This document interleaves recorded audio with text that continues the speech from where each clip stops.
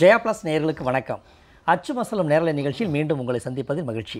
நேயர்களே, இன்றைய செய்திகளை கூடுதலாக நம்முடன் விவாதிப்பதற்காக வந்திருக்கும் காங்கிரஸிலிருந்து வந்திருக்கும் திரு ஆனந்த சீனிவாசன் அவர்களை வரவேற்கும். வணக்கம் சார். இப்போது இன்றைக்கி வந்திருக்கக்கூடிய செய்திகளில் முக்கிய செய்தின்னு பார்த்தோம்னா, அதிமுகவை அலைய விட்ட விஜயகாந்த், தேமுதிகவை அலற வைத்த திமுக என்பது முக்கிய செய்தியாக இருக்குது. அத்தோட ஊழல் இல்லாத ஆட்சி நடத்தும் மோடிக்கு காமராஜரை புகழ தகுதி உண்டு அப்படின்னு தமிழிசை பேசியிருக்கிறாங்க. அதோட ஈரோடு மஞ்சளுக்கு புவிசார் குறியீடு கிடைத்திருப்பதால் விவசாயிகள் மிக்க மகிழ்ச்சி அடைந்திருப்பதாக ஒரு செய்தி. அத்தோடு பாராளுமன்ற தேர்தலோடு 21 சட்டசபை தொகுதிகளுக்கும் இடைத்தேர்தல் நடத்த வேண்டும் என்று மு.க. ஸ்டாலின் கோரியிருக்கிறார் போன்ற செய்திகளை நம்ம விவாதிக்க போகிறோம். முதல் செய்தியாக நம்ம என்ன பார்க்க போகிறோம் அப்படின்னா, அதிமுகவை அலைய விட்டிருக்கிறார் விஜயகாந்த். அதோட தேமுதிகவை திமுக அலற வச்சிருச்சு அப்படிங்கிற ஒரு கருத்து இருக்குது. இதில் நம்ம பல்வேறு கோணங்களில் பார்க்கும்போது தேமுதிகவுக்கு சென்ற நாடாளுமன்ற சட்டமன்ற தேர்தலுக்கு பிறகு ஏன் இவ்வளவு முக்கியத்துவம் கொடுக்கப்படுது உங்கள் பார்வை? முக்கியத்துவம் கொடுக்கப்படுவதுங்கிறது நம்மளை தான் சொல்லிக்கணும். அவங்க தான் போய் பேசிகிட்டு இருக்காங்க. முக்கியத்துவம் கொடுக்கப்பட்டதுன்னா இத்தனை இடத்துக்கு அவங்களுக்கும் 7 சீட்டு கொடுத்து முடிச்சிருப்பாங்க.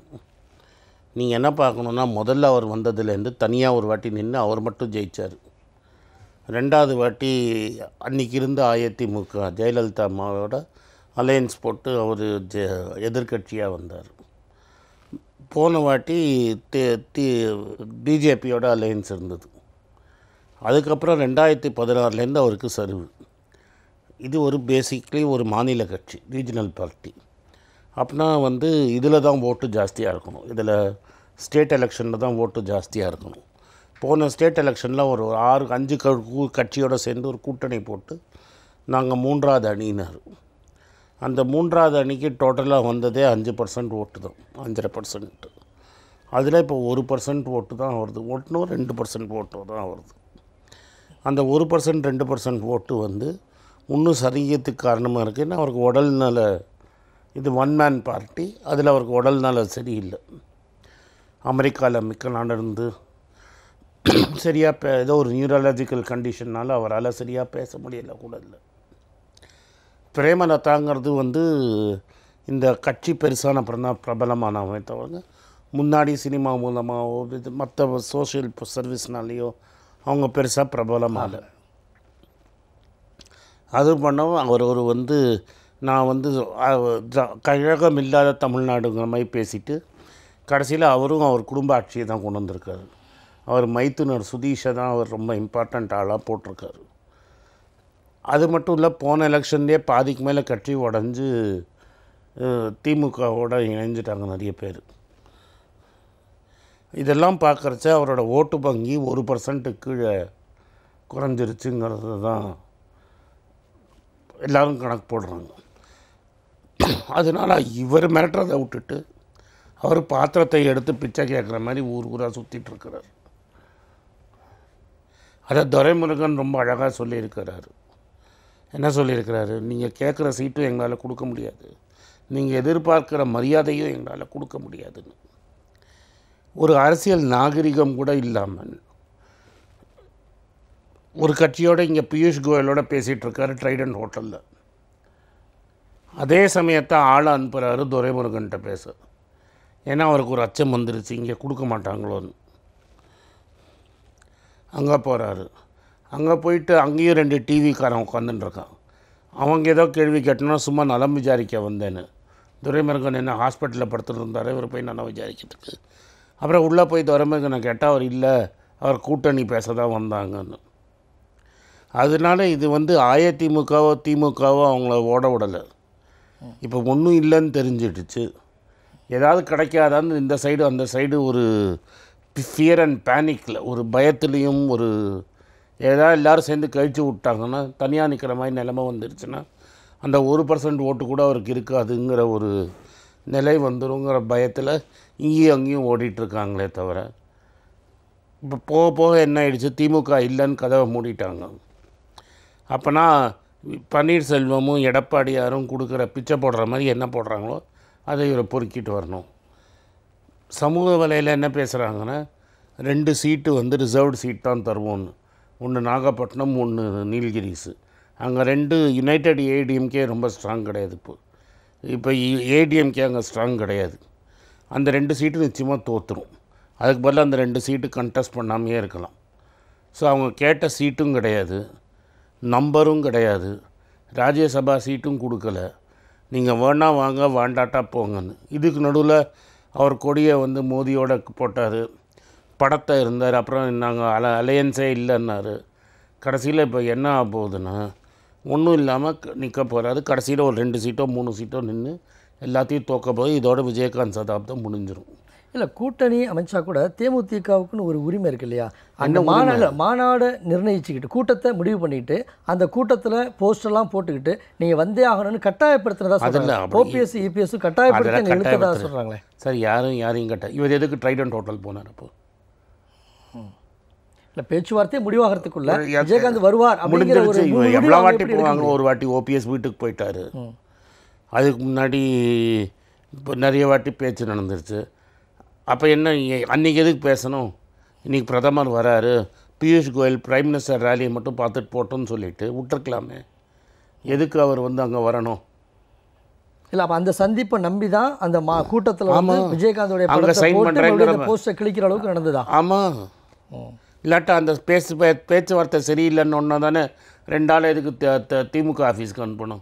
இல்லை, சின்ன கட்சியோ பெரிய கட்சியோ, தேமுதிகங்கிறது ஒரு தனி கட்சி, அவங்களுக்குன்னு ஒரு இருக்குன்னா சின்ன கட்சியோ அது கட்டாயம்லாம் யார் படுத்துகிறாங்க சார்? நான் திரும்பி அதான் சொல்கிறேன், அவரை யாரும் கட்டாயப்படுத்தலை. அவர் போய் இன்றைக்கி சுதீஷை யாரும் போய் போலீஸ்காரன் தூக்கின்னு வந்து ட்ரைடன்ட் நிறுத்தலை. தேமுதிக காரனை எவனும் போலீஸ்காரன் கொண்டு போய் துரைமுருகன் வீட்டில் நிற்கலை. அந்த கட்சியோட சர்வைவலே ஒரு கொஸ்டினில் இருக்குது. அந்த கட்சி இருக்குமா இருக்காதாங்கிற ஒரு அந்த நிலைக்கு தள்ளப்பட்டது போன 3வது கூட்டணிக்கு அப்புறம். ஏன்னா அவர் நான் தான் சீஃப் மினிஸ்டர் கேண்டிடேட்னு சொல்லி அதுலேயே டெபாசிட் போயிடுச்சு. எலெக்ஷனில் ஜெயிக்கிறத விடுங்க, அவர் டெபாசிட்டே போயிடுச்சு. இதுதான் உண்மை. அவர் தனியார் ஒரு வாட்டி ஜெயித்தவர், கூட்டணியில் ஒரு வாட்டி ஜெயித்தவர், 2 வாட்டி எம்எல்ஏ இருந்தவருக்கு டெபாசிட்டே இல்லைன்னு ஆயிடுச்சு. அவரோட கட்சியில் இருக்கிறவங்களாம் பல பேர் ஏடிஎம்கேக்கு போனாங்க, பல பேர் வந்து திமுகவுக்கு போயிட்டாங்க. ஸோ கட்சியில் வந்து இருக்கிறது ரொம்ப கம்மி, 1% ஓட்டு.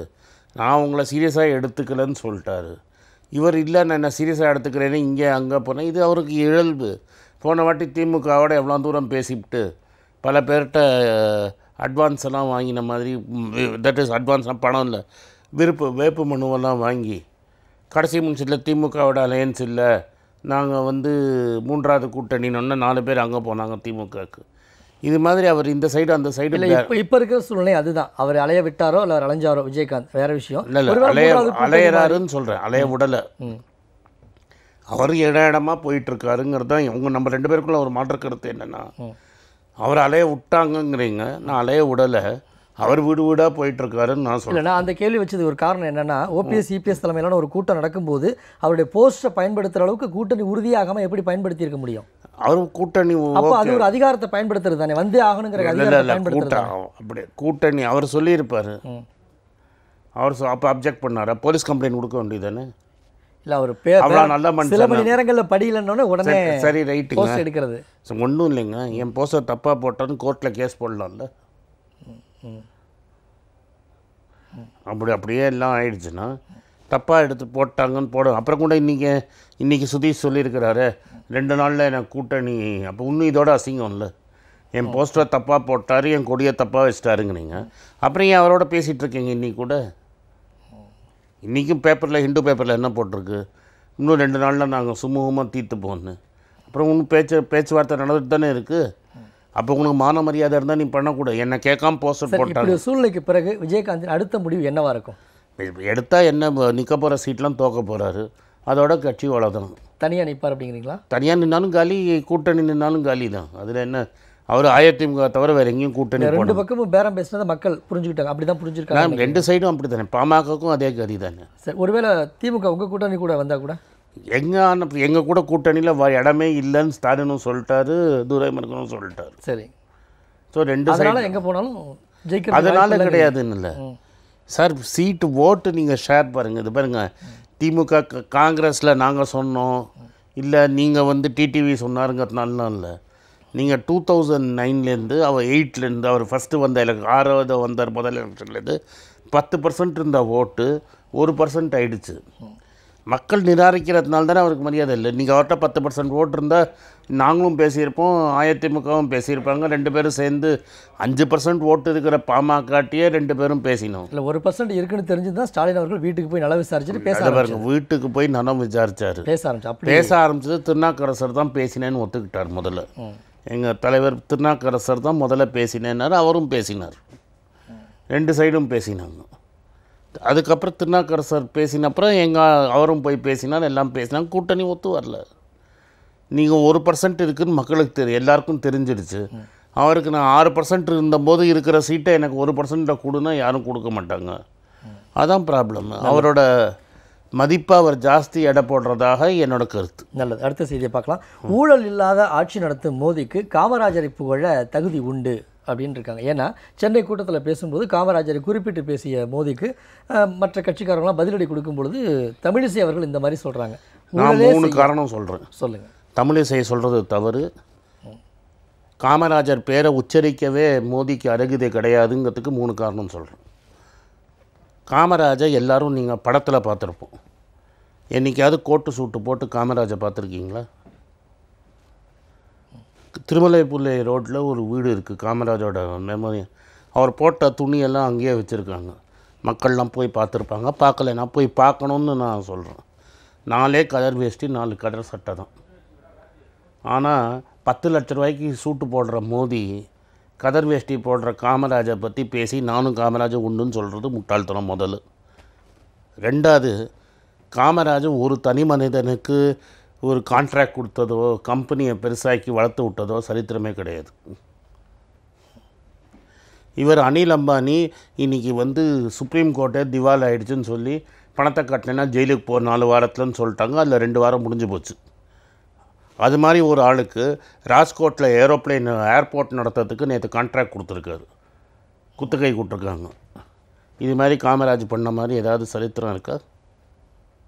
1966 நவம்பர் மாதத்தில் முதல் வாட்டி பாரதிய ஜனசங், அதாவது இன்றைக்கி இருக்கிற பிஜேபியில் ஒரு அன்டிவைடட் பஞ்சாபோட ஒரு எம்பி, ஒரு சாமியார் காமராஜ் வீட்டுக்குள்ளே பூந்து அடித்தார். காமராஜ் அடிக்க ட்ரை பண்ணார். சூலத்தை வச்சு அடிக்க பார்த்து காமராஜ் ஓடி போனதாக செய்தி இல்லை, வரலாறில் பதிக்கப்பட்டு இருக்குது. பார்லிமெண்ட்டுக்குள்ளே பூந்து சூலத்தை வச்சு குத்த பார்த்து இதுதான் முதல்ல பார்லிமெண்ட்டில் நடந்த முதல் தாக்குதல் பாரதிய ஜனசங் நவம்பர் 5, 1966 பண்ணது. பசுவை காப்பாற்றணுங்கிறதுக்கு காமராஜ் வீட்டில் பூந்து அடித்தாங்க. காமராஜர் குறித்து பிரதமர் மோடி அவர்கள் பேசினதுக்கு தமிழிசை கொடுத்துருக்கிற பதில் தான் நம்ம அதுக்கு 3 காரணம் சொல்லிட்டேன். 1, காமராஜ் போடுற ட்ரெஸ்ஸு என்ன, மோடி போடுற ட்ரெஸ்ஸு என்ன. காமராஜ் எந்த தொழிலதிபரையும் அவ்வளோ பெருசாக வளர்த்து விட்டது கிடையாது. டிவிஎஸ் ஐயங்கார்லாம் அன்றைக்கி காலத்துலேன்னு இருக்கிறவர் தான், அவரெல்லாம் பெருசாக வளர்த்து விடலை. ஆனால் அனில் அம்பானி, திவானான அனில் அம்பானிக்கு இன்றைக்கி ராஜ்கோட் கான்ட்ராக்ட் கூட கொடுக்குறார். சுப்ரீம் கோர்ட் சொல்லிடுச்சு திவாலு ஜெயிலுக்கு போன்னு. அவருக்கு ஒரு கான்ட்ராக்ட். கடைசியாக நான் சொன்னது, பசுவின் காரணத்துக்காக காமராஜ் வீட்டுக்குள்ளே சூலத்தை எடுத்துகிட்டு போய் அடித்த கட்சி பாரதிய ஜனதா கட்சி. அப்போ ஏன் இன்றைக்கி தமிழிசை இதை பற்றி பேசுகிறாங்கன்னா, தமிழிசையும் அதே சமுதாயத்தை, காமராஜர் ஐயா சமுதாயம் இன்றைக்கி தூத்துக்குடியில் எலெக்ஷன் நிற்கிற போகிறதா பேசிக்கிறாங்க. ஸ்டெர்லைட்டில் நடந்த உயிர் தாக்குதல், 20 பேரை கொன்னது, காமராஜின் மக்களை கொன்னது, இதெல்லாம் மூடி மறைக்க காமராஜ் பேரை சொல்லி ஏதாவது ஓட்டை வாங்க முடியுமான்னு தமிழிசை பண்ணுறாங்களே தவிர காமராஜை பற்றி பேசுறதுக்கு இவங்களுக்கு அருகதையே கிடையாது. இல்லை, அவர் காமராஜரை மட்டும் குறிப்பிடல. பிரதமர் மோடி நீங்கள் கேட்டது காமராஜர், நான் பதில் சொல்கிறேன். அது இன்னொரு செய்தி அதில் சொல்லப்பட்டிருக்கு. தமிழை பற்றி நிறையா புகழ்ந்துருக்கிறார் அந்த இடத்துல. அதே சமயம் தமிழ்நாட்டுக்குள்ளே வரும்பொழுது காமராஜரை பற்றி பேசினா நமக்கு மக்களுடைய பக்கம் கவனம் திசை திரும்ப. அதுக்கு தான் நான் சொல்லிட்டேன். அதுக்கு நான் 3 சொல்கிறேன். தமிழரை பற்றி பேசுறதுக்கு அருகது. கஜா புயலுக்கு வந்தார். கஜா புயலில் தான் ரொம்ப துயரமான சம்பவம். ஏதாவது இன்றைக்கி கூட ஒரு கமிட்டி போட்டார் ஹோம் மினிஸ்டர்லேருந்து. ஏதாவது பணம் கொடுத்தாரா, நிவாரணம் கொடுத்தாரா, ஏதாவது மக்களுக்கு ஆறுதல் சொன்னாரா? இல்லை நடுவில் ஒரு வாட்டி வந்தார், லேண்ட்லேயே பறக்காமல் ரோட்டில் கால் படாமையே பிளெயின்லேயே பறந்து பிளெயின்லேயே போனார். கேன்சர் இன்ஸ்டியூட் கூட ஹெலிகாப்டர்லேயே இறங்கி ஹெலிகாப்டர்லேயே ஏறி போனார். அப்போ அவருக்கு தமிழ்நாடு காமராஜ் ஞாபகம் வரலையா? ஸ்டெர்லைட்டில் துப்பாக்கி சூடு நடந்து காமராஜோட மக்கள் 20 பேர் செத்து போனபோது காமராஜ் ஞாபகம் வரலையா? சரி, அப்போல்லாம் வரல. அப்போ இன்றைக்கி எலெக்ஷன் வருது, தேர்தல் நேரத்தில் தேர்தல் வருது. தூத்துக்குடியும் கன்னியாகுமரியும் நிற்க போகிறாங்க. சரி. கன்னியாகுமரியும் தூத்துக்குடி இல்லாமல் காமராஜர் பேரை சொல்லாமல் ஒரு ஓட்டு கூட வாங்க முடியாது. காமராஜர் திட்டினா ஒரு ஓட்டு கூட வாங்க முடியாது கன்னியாகுமரியிலையும் தூத்துக்குடியும். காமராஜர் அடித்த கட்சியை மக்களுக்கு நன்னா அடித்து பதில் சொல்லுவார்கள் இந்த வாட்டி. நல்லது. அடுத்த செய்தியை பார்க்கலாம். ஈரோடு மஞ்சளுக்கு புவிசார் குறியீடு கிடைச்சிருக்கு. அதனால் விவசாயிகள் மகிழ்ச்சி அடைஞ்சிருக்காங்க. இதில் ஒரு விஷயத்தை நம்ம தெளிவுபடுத்தணும். புவிசார் குறியீடு அப்படின்னா என்ன, அந்த குறியீடு கிடைச்சதுனால மஞ்சளுடைய விலையில் என்ன மாதிரியான மாற்றம் கிடைக்க போகுது, இது வந்து ஒரு விவசாயிகளுக்கு எப்படி மகிழ்ச்சியாக போகுது? ஒரு ஜாகிரபிக்கல் டேக்னு சொல்லுவாங்க. இது உலகம் ஃபுல்லாக ரிசர்ச் பண்ணி இவங்க இன்ஃபேக்ட் 10 வருஷத்துக்கு அப்புறம் தான் கொடுத்துருக்காங்க, எல்லாம் பார்த்து ஆராய்ச்சி பண்ணி. அதாவது என்ன சொல்கிறாங்கன்னா, ஈரோடு திருப்பூரில் தான் மஞ்சளுக்கு ரொம்ப ஃபேமஸ்ஸு. ஈவேரா ராமசாமி பெரியார் அவர்களே மஞ்சள் மண்டியில் கடை வச்சுட்டு இருந்தவர் தான், அவங்க குடும்பம் நான் சொல்கிறது. அது மாதிரி ரொம்ப புகழ்பெட்ட ஒரு ஏசியாவிலே இருக்கிற பெரிய மஞ்சள் புகழ்பெட்ட ஏரியா அது. இந்த ஏரியாவில் க்ரோ ஆகிற விளையக்கிற மஞ்சளுக்கு தனி கேரக்டரிஸ்டிக்ஸ் இருக்குதுன்னு உலகம் ஃபுல்லாக அங்கீகாரம் கொடுத்துட்டாங்க. அதாவது மஞ்சள் எங்கே வேணால் நீங்கள் வளர்க்கலாம், ஆனால் ஈரோட்டில் வளர்கிற மஞ்சளுக்கு ஒரு தனி கேரக்டரிஸ்டிக்ஸ் இருக்குது. அந்த மண்ணில் விளையக்கூடியதுக்கு ஏதோ ஒரு கேரக்டரிஸ்டிக் இருக்குது, அது மற்ற இடத்துல கிடையாதுன்னு. இதனால் என்ன அட்வான்டேஜ்னால், நார்மலாக வந்து ஒரு மஞ்சள்ங்கிறது ஒரு அக்ரிகல்ச்சரல் கமாடிட்டி ப்ராடக்ட்டு. உலகம் ஃபுல்லாக எவ்வளோ விலை ஏறும் இறங்கும். உலகத்தில் நிறைய இடத்துல மஞ்சள் வந்துடுச்சுன்னா விலை குறைஞ்சிரும், மஞ்சள் கம்மியாக இருந்தால் விலை ஏறும். இன்றைக்கி அமெரிக்கா எல்லா இடத்துலையும் மஞ்சளோட மகிமை தெரிஞ்சு மஞ்சளை வச்சு பால் உணவை தயாரித்தது உடம்புக்கு நல்லதுன்னு நிறைய பேர் மஞ்சள்லாம் யூஸ் பண்ணுறாங்க. அதனால் மஞ்சள் ரொம்ப டியூமரிக்குன்னு சொல்லுவாங்க இங்கிலீஷில், அதோட இம்பார்ட்டன்ஸ் இன்க்ரீஸ் ஆகிடுச்சு. அதனால் இப்போ இந்த ஜாகிரபிக்கல் டேக் ஆனால என்ன ஆகும்னா, ஈரோட்டில் இருக்கிற மஞ்சள் தான் ஒரிஜினல் மஞ்சள்னு உலகத்தில் போய் இவங்களுக்கு ப்ரைஸில் ஒரு ப்ரீமியம் கிடைக்கும், எக்ஸ்ட்ரா பணம் கிடைக்கும். அதாவது ஒரு கிலோ மஞ்சள் 5 ரூபா மற்ற ஊர்லன்னா இவங்களுக்கு ஒரு 6 ரூபா 7 ரூபா எக்ஸ்ட்ரா கிடைக்கும், கூடுதலாக கிடைக்கிறது வாய்ப்பு இருக்குது. அதனால் இது அந்த ஏரியாவில் இருக்கிற மஞ்சள் ஃபார்மருங்களுக்கு ரொம்ப நல்லது. பாராளுமன்ற தேர்தலோடு 21 சட்டமன்ற தொகுதிகளுக்கும் இடைத்தேர்தல் நடத்தி ஆகணும்னு திரு ஸ்டாலின் கோரிக்கை விடுக்கிறார். இதை நீங்கள் எப்படி பார்க்குறீங்க கடந்த காலங்களை பார்த்து? இது நியாயமான கோரிக்கை தான். ஏன்னா இந்த 21 ரொம்ப நாளாக அதை இழுத்துட்ருக்குறாங்க. ஏன்னா இவங்களுக்கு பிஜேபிக்கும் சரி, அவங்க பேரில் இங்கே ஆட்சி பண்ணுற எடப்பாடிக்கும் சரி, நேராக பேசுறதுக்கு தைரியம் கிடையாது.